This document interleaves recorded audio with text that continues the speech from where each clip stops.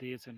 এটা মুমিনদের জন্য উপহার, যারা রমজান মাসেও রোজা না রেখে বিভিন্ন চায়ের দোকানে পর্দা টাঙিয়ে মানুষ না দেখে মতো খাওয়া দাওয়া করে রমজান মাসেও। এই নির্লজ্জ যারা আছে তাদের জন্য এই ঈদ উল ফিতর না। তারা পর্দা টাঙিয়ে রোজা না রেখে নির্লজ্জের মতো খায়, কারা না দেখার জন্য? মানুষ না দেখার জন্য। আল্লাহ তাআলা থেকে কি এটা গোপন করা যাবে? সামান্য একটা পর্দা দিয়ে আল্লাহ তাআলার কাছ থেকে এটাকে গোপন করা যাবে? আপনারাই বলুন। এইসব নির্লজ্জের জন্য ঈদ উল ফিতর আসেনি আসলে।